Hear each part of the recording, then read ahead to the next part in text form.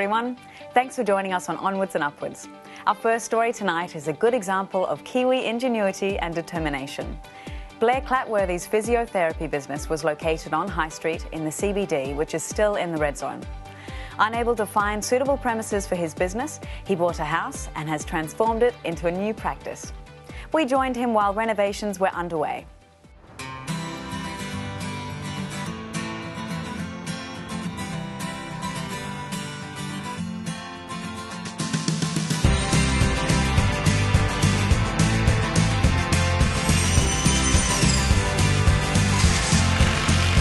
Look the jug on, 'cause I'm coming over soon to solve the problems of the world over a cup of coffee. Turn the light on, 'cause the darkness is too much. Can you tell us about your clinic in town? Well, the clinic itself had been in town for over 30 years. I bought it 12 years ago, and it's been a very successful, viable clinic. Can you tell me, how did your business fare in the September quake? Well, we were closed for 1 week. We were not allowed access into our building for that time. Other than that, the building stood up pretty well. February was a bit different. It was obviously fairly violent. We managed to get out, but as we tried to go down the front stairs, we found that the roof beside us had collapsed onto them. So ran out the back and made it into Hereford Street just before the aftershock hit. We still haven't been back into our building. It's been red carded, so we're not allowed in. We haven't been in to get any of our gear. We're in the no access zone, which is zone 10, still off limits. What you want, be who you want to be, go where you want to, who you want to see. Just be yourself, you're good as gold. We had to find somewhere else to go, and spent a lot of time looked around the areas where I thought the centre of the city was going to be, and it just happened that this was the area that I came up with. What made you think that this would be the place to be? Well, it's close to town. It's got a lot of new shops, a lot of big development, behind us in the Tower Junction area. A lot of the office buildings around here. There's new buildings where obviously Westpac have gone, and State moved out here a couple of years ago. So I think that a lot of the office-based people that we used to see in town are coming to this area. How did you pick the actual premises? Well, really it came down to location. I came past here every day on the way out to Wairaki Road, and I was just checking out houses that could be suitable. And this house here I saw had very good profile, so I searched the title, found out who owned it, gave him a call and asked if he wanted to sell. It's needed a lot of work. It was a student flat. So can you take us on a tour? Sure, I'd love to. Come and look at the new clinic.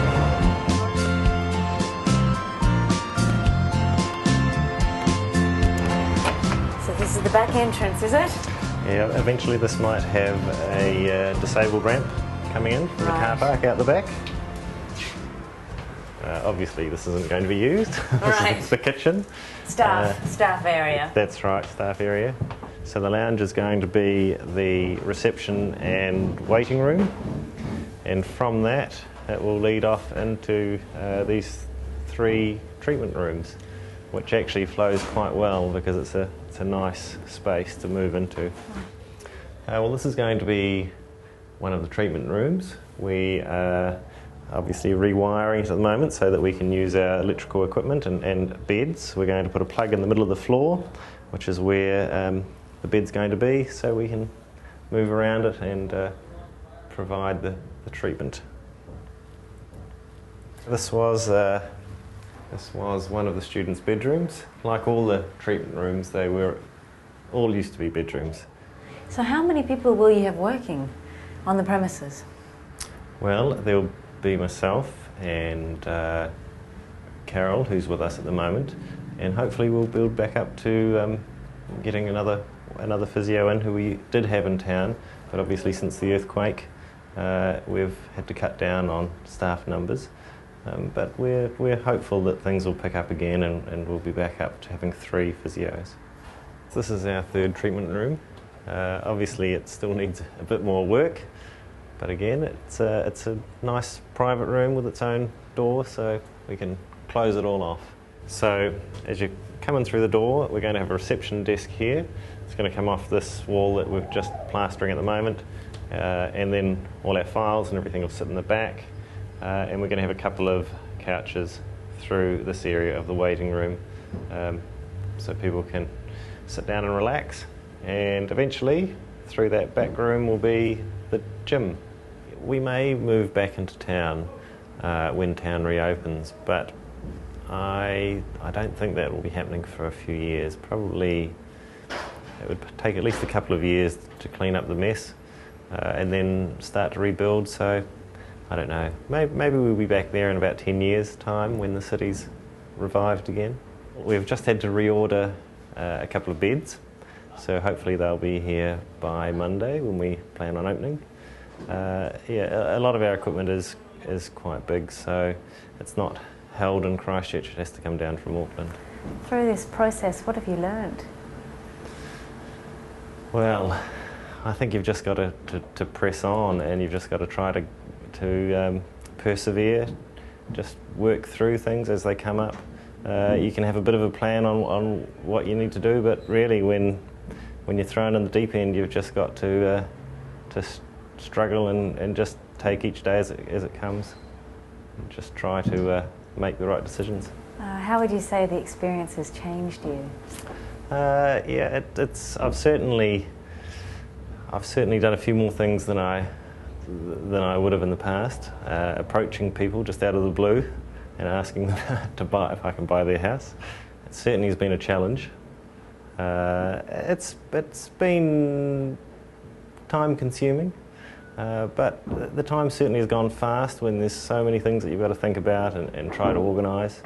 It's not something that I would like to do again, but yeah, I've certainly learnt a lot through this whole process, and again, there are many people out there in Christchurch that have had to go through a similar sort of thing to us. So your physio was called Central City Physio. What'll it be called now?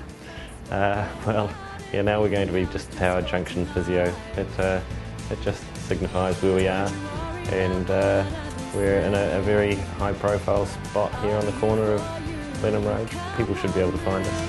People who mind don't matter. People who matter don't mind who. Oh, oh, oh, oh. Do what you want, be who you want to be. Go where you want, see who you want to see. Just be yourself. You're good as gold.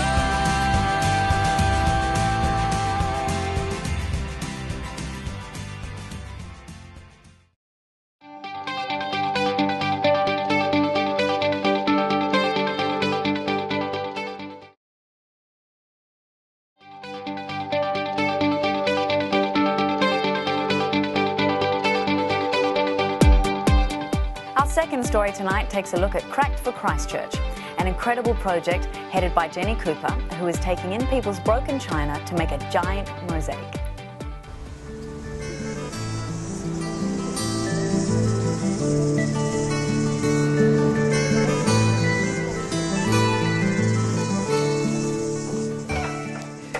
Hello, Hi. Jenny. I'm Natalie. Nice to meet you. Come on in. Nice to meet you Come on too. in. It's so nice of you to come. Well, thank you very much for having me. No. It's great to be able to find out about your project. Yeah, well, we've brought all the china in from it's all stored upstairs. We brought it down for you to have a look at. Oh, thank you very much. Well, we're called Cracked for Christchurch, and we are a group of Christchurch residents who are collecting broken china from all over Christchurch from after all the earthquakes, and we are going to build a mosaic as a memorial to what we've lost and as a beautiful piece of art for the future.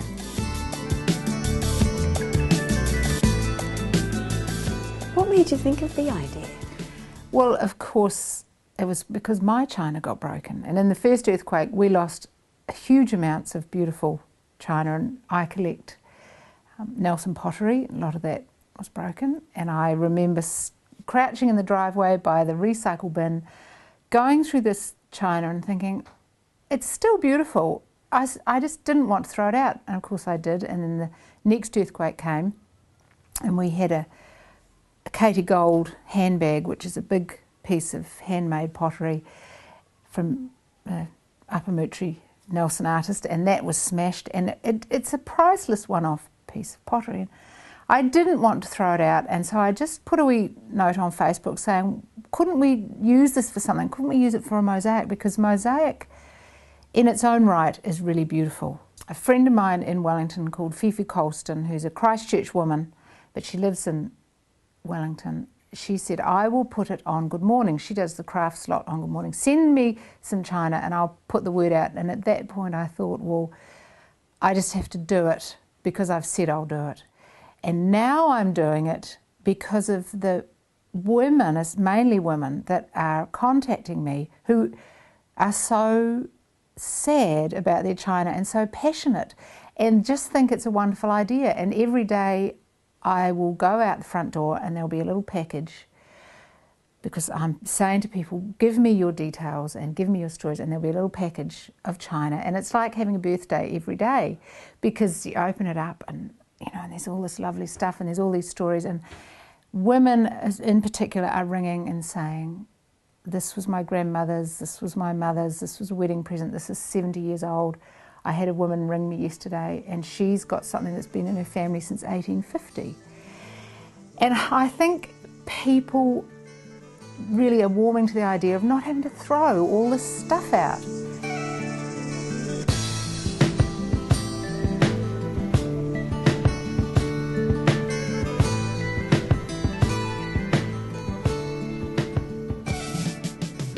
So Jenny, what kind of crockery and china are you collecting? Well, I've been in touch with Josie Martin, who is the Giant's House in Akaroa, and she's been brilliant. And she said the best things is quality china or fine bone china or porcelain and tiles. And pottery is good too, like Temuka pottery and Hanma pottery. And we've already collected a lot of that. It's stored somewhere else.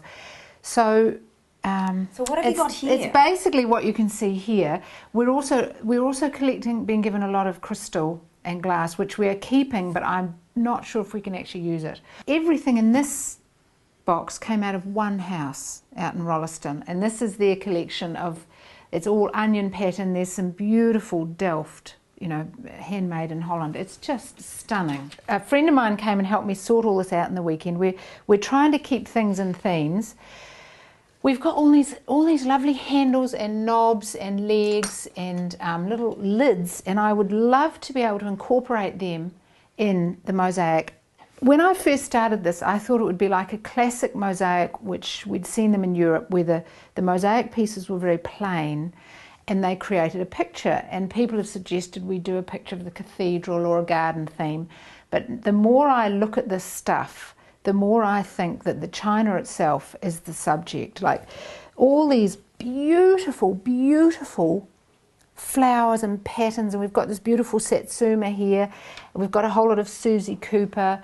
It's in itself, it's just beautiful. You don't have to form a picture with it, and also I think it's very Christchurch.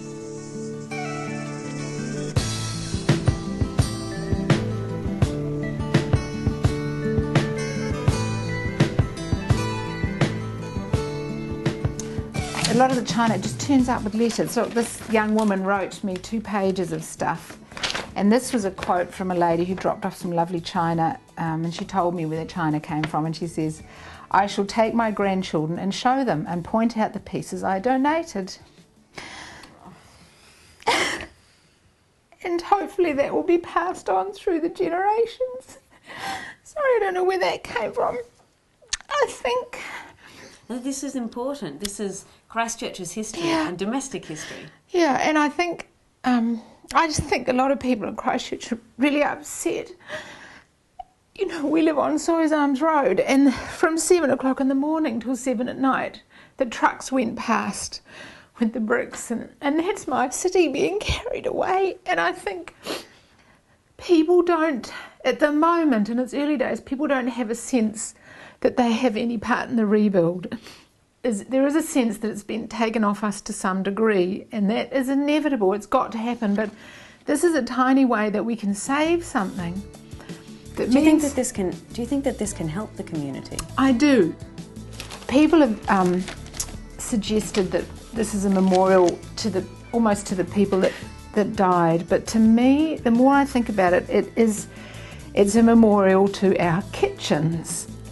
So have you decided yet what form the art will take? It's going to depend a lot on what site we end up in. I did originally think a pathway, maybe, or a garden setting would be lovely. We've been thinking in the reclaimed side of the city where people have had to move away, a mosaic path in a garden would be really great. But I would also love to see it in an area where people can sit in the sun with a coffee and enjoy it. Do you take suggestions from the public? Yes, and we've had lots of, we've had architects and mosaic artists ring and offer their help, and yes, absolutely. People can ring Jenny Cooper on 360-3172 and email me, and I'm sure you'll put the email address out, and they can join Cracked for Christchurch on Facebook, and I can get messages to them that way. But the main thing I want to say is don't throw out China. Hang on to it. Someone wants it. There's no rush to deliver it because a lot of people are having insurance assessments, and that's going to take 6 months. So we are going to be collecting China for 6 months.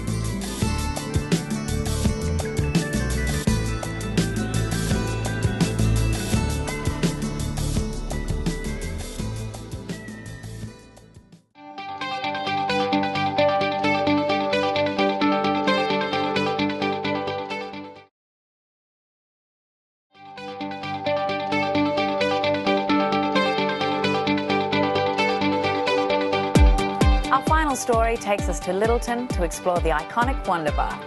Suffering damage in both quakes, its owner, Andrew Bishop, was determined to reopen as soon as possible.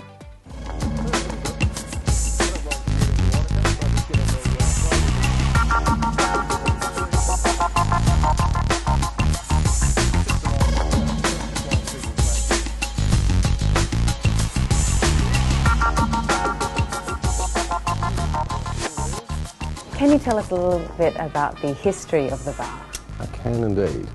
It is 20 years old this year. It was started by a German, Jörg Schwartz, who was very clever. He was a window dresser by trade, and he created the theme of the entire bar. We've added on to it a little bit. We've owned it for about 4 years. Yeah, so it's always been just a bar, and then 3 or 4 years after here, the back room came along. So this was literally only this one area for a start. So that's really the history. There's only 2 owners. It's always just managed to sort of keep one step ahead. 20 years is a long time for a bar, and it just seems to be gaining momentum and never seems to fall away, which is good. People find it fascinating. Some people come through the front door and turn around and go out again because it's a wee bit much for them.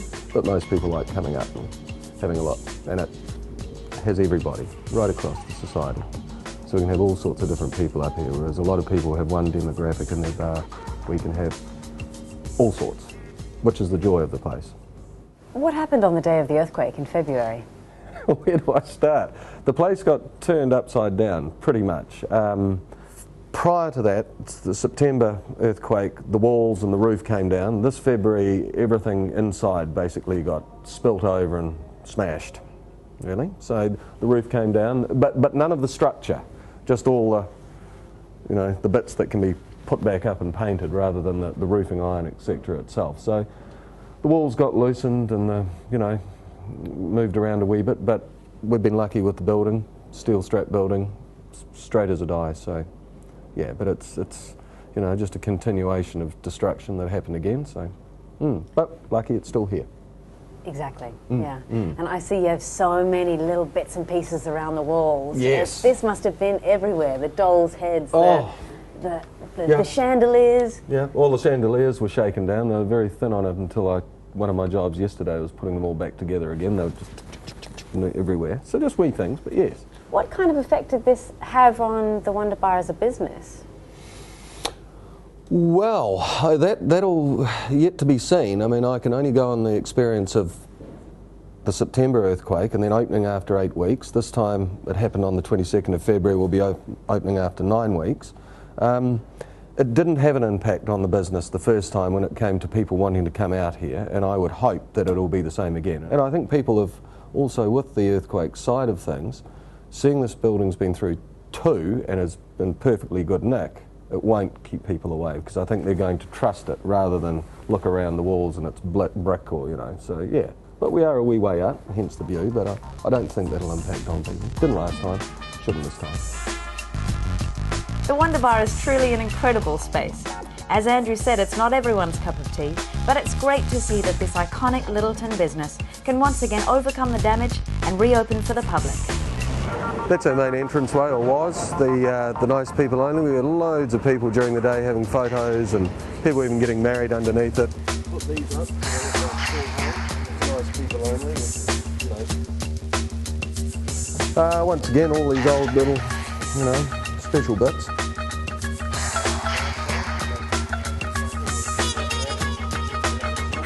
They came down in the quake? No, parts of them did. All these got shaken off, but I've put them all back up. Well, most of them, the ones I've found, so that was just a labour of love, if you'd like.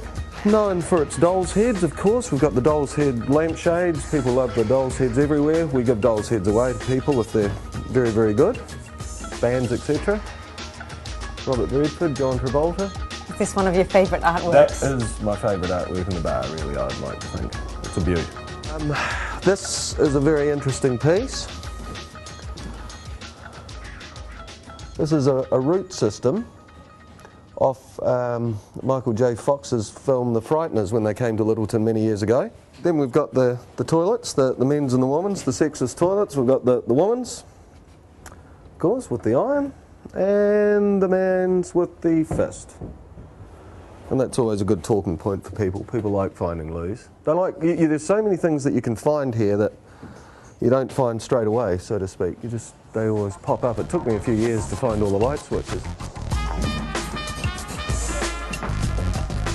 So this is the back room, the back bar. This is where all the live music is. This has come back bigger and better than it did last time. After September it was a smaller stage and then other parts that fell down, so we made it a larger stage, so it's far more user-friendly now, band.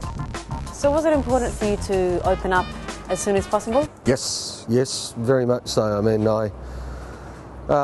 it's just as soon as humanly possible. I think the neighbourhood needs it. I think they need to see another light on, just with action coming and going.